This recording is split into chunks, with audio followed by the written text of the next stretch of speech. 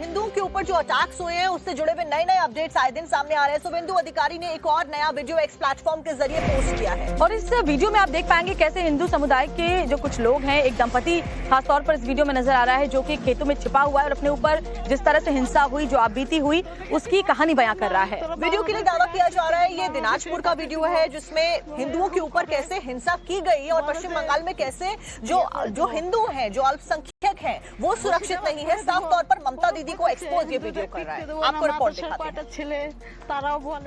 আমাদের ঘর দুয়ার লুটপাট করছে, আমাদের সোনা ছিল, টাকা ছিল, সব আমাদের লুটপাট করে নিছে। बंगाल में लगातार हिंदुओं के खिलाफ हिंसा जारी है और बीजेपी नेता इस मामले को लगातार उठा रहे हैं। इसी कड़ी में बीजेपी नेता शुभेंदु अधिकारी की तरफ से एक वीडियो ट्वीट किया गया। शुभेंदु अधिकारी का दावा है कि इस वीडियो में दिख रहे लोग मुस्लिम बहुल इलाके में रहते हैं और उनके घर पर स्थानीय लोगों ने हमला कर दिया है, जिसके बाद उन्होंने खेत में छिपकर अपनी जान बचाई। হ্যালো বন্ধুরা, সবাইকে বলতেছি আজকে শাহজাহান তারপরে আর কি শাহজাহান মাস্টার, দাদা মাস্টার, সিদ্দিক মাস্টার, তারপরে হলে তার নাম হলো রশিদ, তারপরে হলে শাহজাহানের সম্বন্ধী, ওই শাহজাহানের একটা সম্বন্ধী আর নাম জানি না সঠিক। তাই বলতেছি ভাই, আমাদের আজকে বাড়ি ঘর ভাঙে কিচ্ছু রাখেনি। शुभेंदु अधिकारी का दावा है कि ये वीडियो दिनाजपुर के रायगंज शहर का है, जहां हिंदुओं को टारगेट करके हमले किए गए। इस वीडियो के साथ ही शुभेंदु अधिकारी ने अपने ट्वीट में लिखा, राज्य सरकार और उसका प्रशासन फिलहाल मूक दर्शक बना हुआ है। हिंदुओं की चीखें उनके कानों तक नहीं पहुंच पाती क्योंकि राज्य में सत्तारूढ़ पार्टी और उसकी नेता ममता बनर्जी सत्ता के लालच में कट्टरपंथियों को खुश करने में व्यस्त हैं। बंगाल में हो रही हिंसा को लेकर बीजेपी लगातार टीएमसी सरकार पर हमलावर है। वहीं टीएमसी इस मामले को लेकर अपना बचाव करती हुई नजर आ रही है। ऐसे में ये सवाल है कि क्या इसका फायदा बीजेपी को 2026 में होने वाले बंगाल विधानसभा चुनावों में मिल पाएगा। और मुर्शिदाबाद में जो हिंसा हुई, सुप्रीम कोर्ट में इसको लेकर के बड़ी सुनवाई होने वाली है। याचिका विष्णु शंकर जैन की तरफ से लगाई गई है और इस याचिका में साफ तौर पर राष्ट्रपति शासन लागू करने की बात विष्णु शंकर जैन के द्वारा कही गई और आज इसी को लेकर सुप्रीम कोर्ट में पूरा मामला सुना जाएगा। वरिष्ठ वकील विष्णु शंकर जैन ने सर्वोच्च न्यायालय में याचिका दायर कर बंगाल में राष्ट्रपति शासन लागू करने की मांग की है और उसमें तमाम दलीलें जो उनकी याचिका है उनमें दी गई है कि कैसे हिंदू समुदाय के लोग हैं उन्हें चुन चुनकर टारगेट किया गया है हिंसा में। और देखिए, लगातार यही सवाल खड़ा किया जा रहा है कि आखिरकार पश्चिम बंगाल में जो भी कुछ हो रहा है, बहुसंख्यक जो समुदाय है, जो हिंदू लोग हैं, उसके ऊपर ममता दीदी क्यों चुप्पी साधे हुए हैं।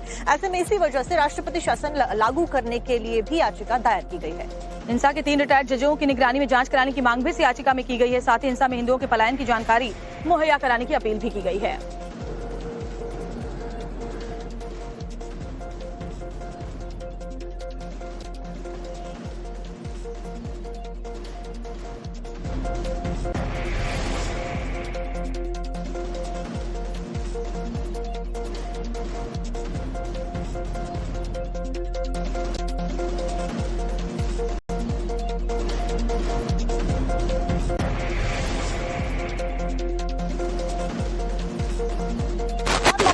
से जुड़ी हुई अपडेट आपको बताते हैं। आज ममता बनर्जी मेदिनीपुर में जाने वाली है।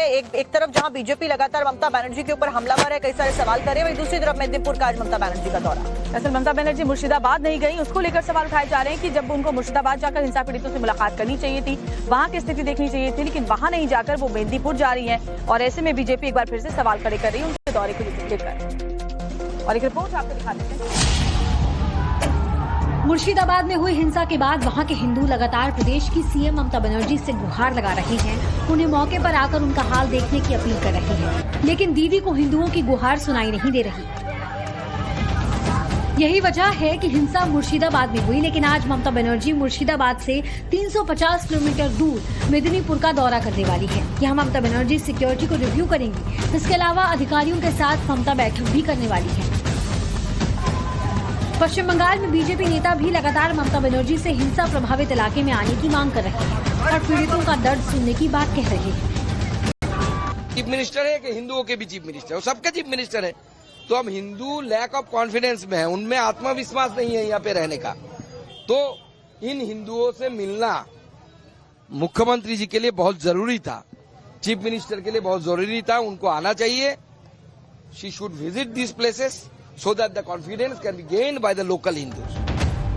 बीजेपी का आरोप है कि बंगाल की हिंसा को सुनियोजित प्लानिंग के साथ अंजाम दिया गया। बीजेपी नेता इसको लेकर ममता सरकार पर हमलावर है। अभी देखना है कि आगे में क्या होता है, क्योंकि ये बहुत ही एक भयानक स्थिति में पश्चिम बंगाल के सनातनी हिंदू है। आज ये कोई दंगा नहीं है, ये बहुत प्लान करके 3 महीना से प्लान करके वहाँ का जो टीएमसी के एमएलए 2-3 एमएलए, वहाँ का जो काउंसिलर और चेयरमैन, सब कोई मिलके ये काम करवाया है। और मुझे ये विश्वास है कि वो अकेले ये डिसीजन ले लिए, ये हो ही नहीं सकता है। इसमें ममता बनर्जी का पूरा सपोर्ट, पूरा हाथ है।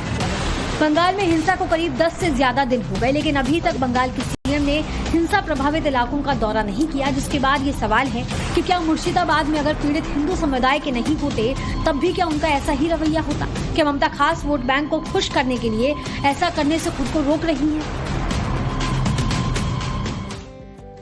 और एक बड़ी खबर आपको बताते हैं, मुर्शिदाबाद हिंसा के जो आरोपी हैं वो भेष बदल करके ओडिशा के झारसुगुड़ा में छिपे हुए थे, मजदूर बनकर वहां रह रहे थे। और यहाँ से पुलिस ने, यानी कि ओडिशा के झारसुगुड़ा से पुलिस ने 12 आरोपियों को अरेस्ट किया है, जो कि भेष बदलकर मजदूरी का काम करने लगे थे हिंसा फैलाने के बाद में।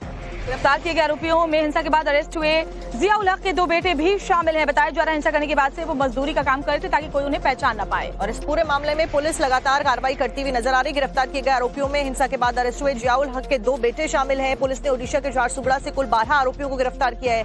ये आरोपी यहाँ पर मजदूरों का भेष बनाकर छिपे हुए थे। तो सोचिए, मुर्शिदाबाद में हिंदू समुदाय के ऊपर हमले करने के बाद ये भाग गए थे वहां से और ओडिशा के झारसुगुड़ा पहुंच गए थे और वहां भेष बदल कर रह रहे थे।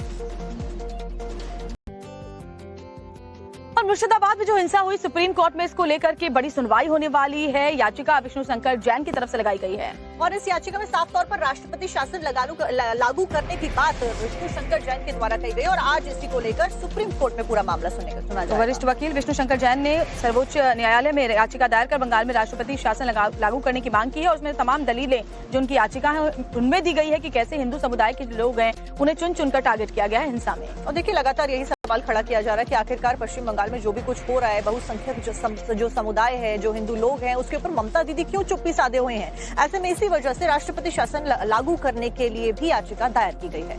हिंसा के 3 रिटायर्ड जजों की निगरानी में जांच कराने की मांग भी इस याचिका में की गई है। साथ ही हिंसा में हिंदुओं के पलायन की जानकारी मुहैया कराने की अपील भी की गई है।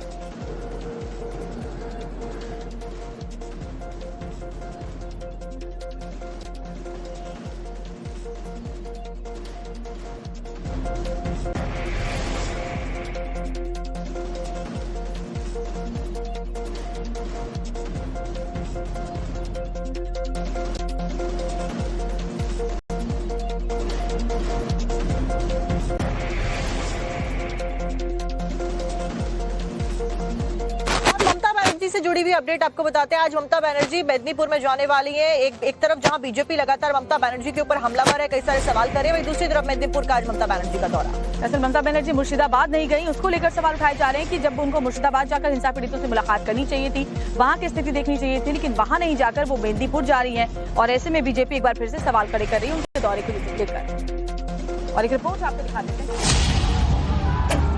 मुर्शिदाबाद में हुई हिंसा के बाद वहां के हिंदू लगातार प्रदेश की सीएम ममता बनर्जी से गुहार लगा रहे हैं। उन्हें मौके पर आकर उनका हाल देखने की अपील कर रहे हैं, लेकिन दीदी को हिंदुओं की गुहार सुनाई नहीं दे रही। यही वजह है कि हिंसा मुर्शिदाबाद में हुई, लेकिन आज ममता बनर्जी मुर्शिदाबाद से 350 किलोमीटर दूर मेदिनीपुर का दौरा करने वाली है। यहाँ ममता